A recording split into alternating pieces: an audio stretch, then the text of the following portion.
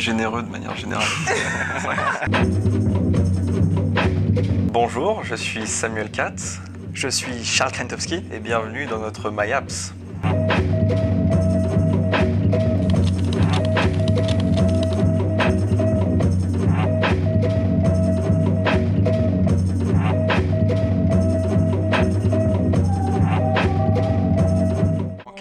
Jubilee, c'est une application qui va vous permettre de faire des cadeaux beaucoup plus facilement, parce que quand vous ne connaissez pas la personne qui vous lui faire plaisir ou vous ne savez pas exactement ce qui pourrait lui plaire, nous on a une solution qui vous permet de sélectionner entre 3 et 10 articles, de personnaliser la sélection avec une photo, une vidéo pour rendre l'expérience plus interactive, et vous envoyez cette sélection, la personne pourra choisir le cadeau qui lui plaira le plus parmi les propositions et sans voir les prix. C'est très important.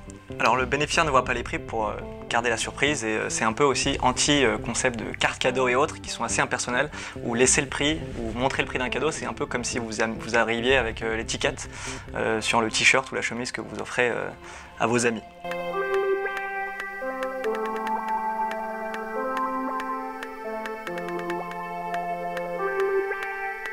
Aujourd'hui, le concept tel qu'il existe, il vous permet de faire un cadeau en 4 étapes simples. Vous choisissez le sexe du bénéficiaire, vous rentrez son âge, vous choisissez votre budget et vous faites votre sélection de 3 à 10 articles parmi toutes les catégories qu'on propose sur Jubilee. Dans les fonctionnalités qu'on a, on peut aussi avoir accès à son calendrier. On va avoir un peu tous les anniversaires grâce à Facebook et grâce à son calendrier personnel. Et on va pouvoir offrir des cadeaux aux gens qui ont bientôt leur anniversaire selon votre calendrier ou un dîner qui est prévu pour la fin de la semaine. Le design, c'était quelque chose qui était primordial pour nous à 2 égards. La première raison, c'est que on a voulu tout de suite aller chercher des partenaires qui étaient assez premium, avec une audience large. On voulait des marques. C'était le premier constat, c'est qu'aujourd'hui, il y a pas mal d'acteurs dans le cadeau qui proposent des cadeaux no-name.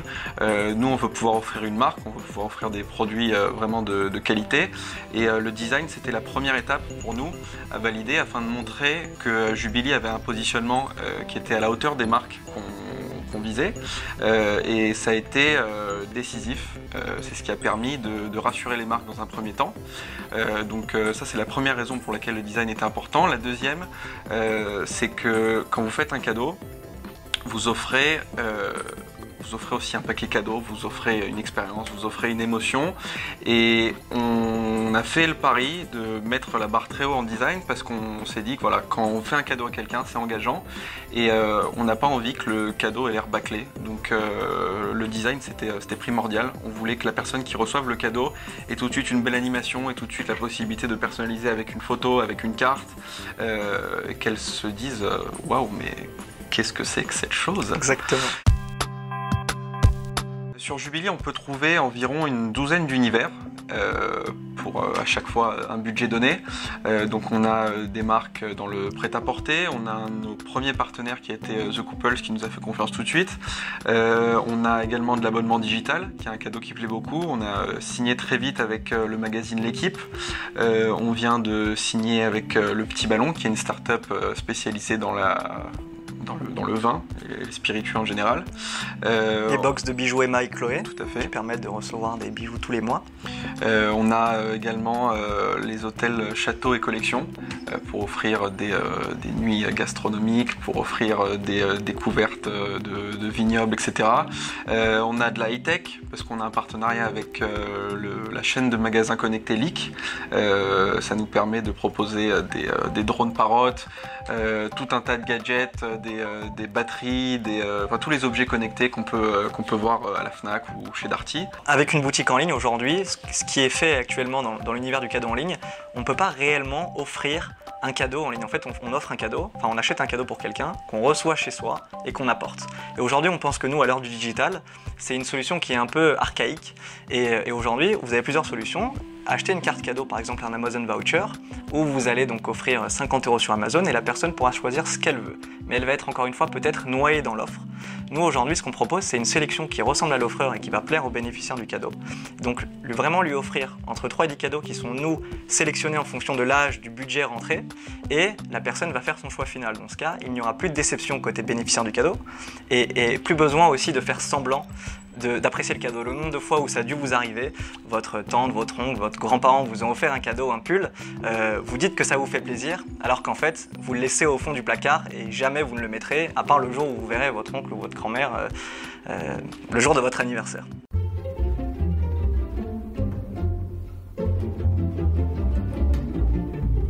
Ce qui se fait aujourd'hui dans l'univers du cadeau, donc on a pas mal de services de box où on va s'abonner nous-mêmes à des cadeaux qu'on reçoit tous les mois.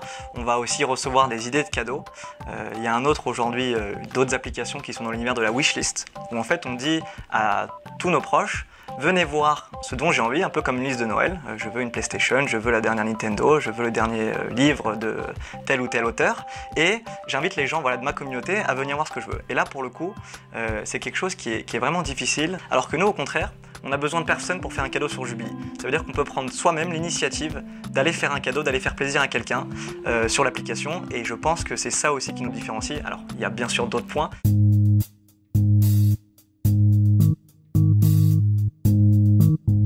Ce qui fait qu'une app de service fonctionne vraiment, je pense que c'est tout d'abord l'innovation de service, c'est la qualité de l'expérience, parce que vous pouvez avoir une innovation de service et un SAV qui est pas à la hauteur, une pédagogie autour de l'application ou des fonctionnalités qui n'est pas bonne, et il y a surtout le point le plus important, je pense, c'est le marketing, c'est l'image de marque qu'on instaure, et ça c'est quelque chose aujourd'hui qu'on a à cœur de bien faire, qui est une de nos priorités.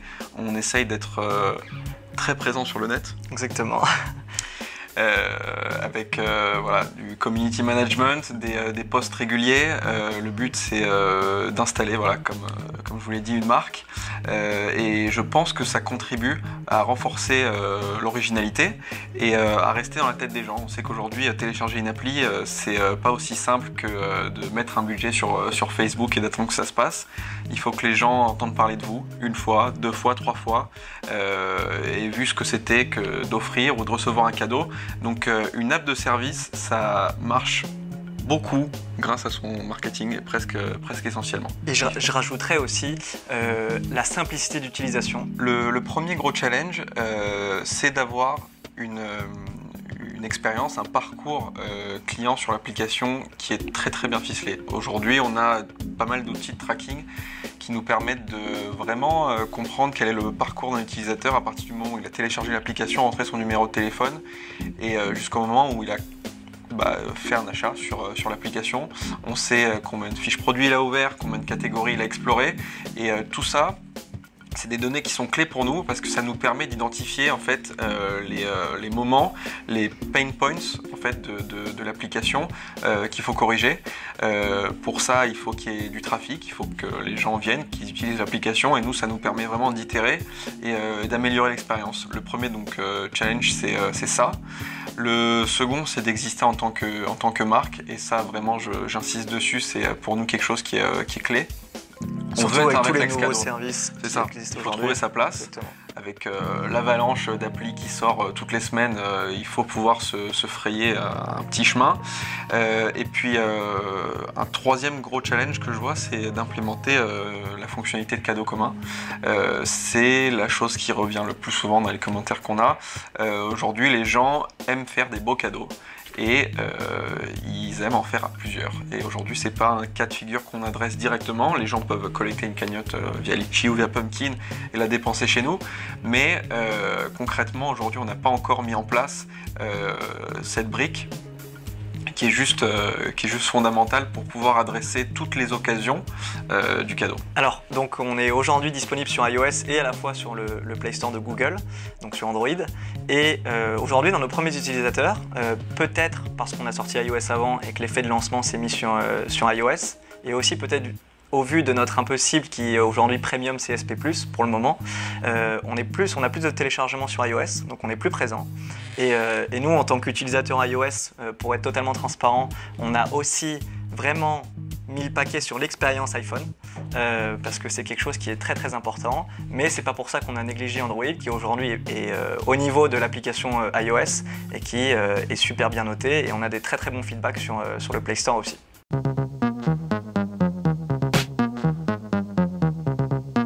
Aujourd'hui, le marché des apps, il est complètement cannibalisé par ces 5-6 apps réflexes qui sont donc voilà, les Uber, les Snapchat, les Instagram, les Facebook, qui prennent tout le temps de l'utilisateur et qui aujourd'hui, à part des jeux, voilà, empêchent les utilisateurs de découvrir des nouvelles applications qui peuvent devenir vraiment leur nouveau réflexe, comme Jubilee, le nouveau réflexe cadeau par exemple. Une des solutions, ça va être vraiment de fidéliser les gens sur l'application Jubilee et pas qu'ils l'utilisent uniquement 2-3 fois par an quand ils ont un cadeau à faire. Pour le financement de la startup, aujourd'hui on a financé avec un peu de fonds propres pour le développement de l'application et on a eu la chance d'avoir une subvention de la Banque publique d'investissement, de la BPI, des Hauts-de-Seine, que je salue.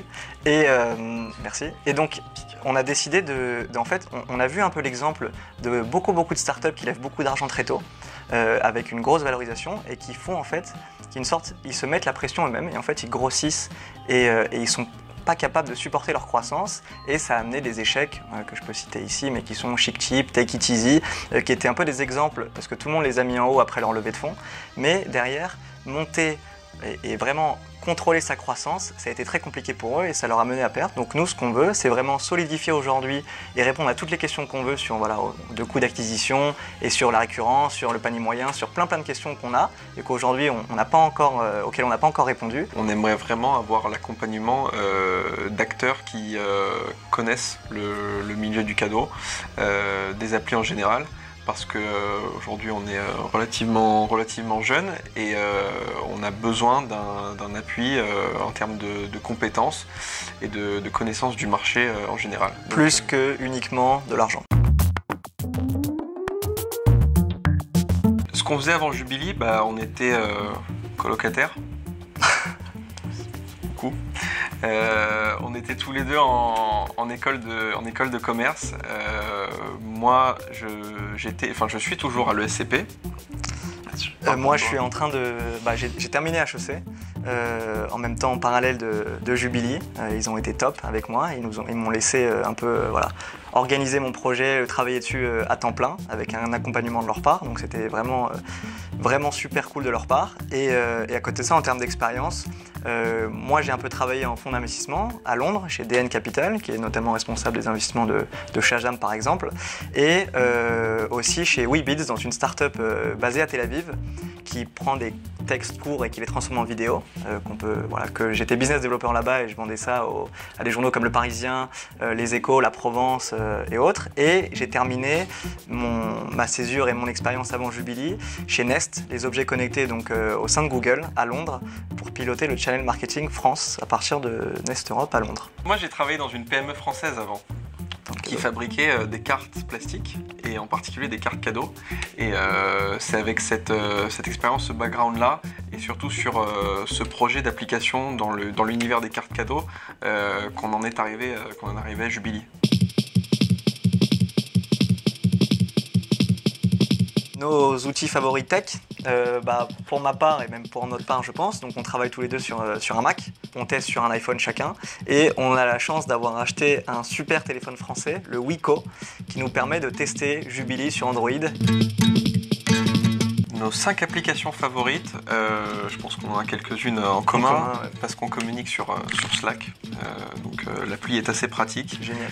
Il peut m'emmerder à toute heure du jour et de la nuit, il n'y a pas de problème. Discuter avec nos développeurs comme ça tout le temps, ils confirmeront, c'est génial. Slack c'est super. Et on a SoundCloud qu'on utilise pas mal sur téléphone et sur ordinateur pour mettre de la musique et de la bonne ambiance au bureau, c'est important. Shazam indispensable. Shazam indispensable. Oui, Shazam c'est le compagnon de toutes les soirées un peu musique, donc ça c'est génial. Et après moi pour ma part, le côté sport, la 4e, c'est le journal L'équipe. Je suis H24 sur l'équipe, enfin H24, le matin, le soir, il n'y a pas une info sur le sport que je manque. Pas une. Et moi je regarde pas mal Fancy, qui est une application où vous découvrez des nouveaux produits, c'est souvent assez beau. Et on essaye de s'en inspirer pour la ligne éditoriale de Jubilee, avoir vraiment des visuels très épurés, des produits un petit peu niche. Dans le Jubilee, il y a jubilé. Il y a le verbe jubiler qui veut dire manifester une grande joie intense, et souvent on jubile quand on offre un cadeau, quand on en reçoit. Et il y a le jubilé de la reine. Jubilé d'un joueur de foot pour les sportifs.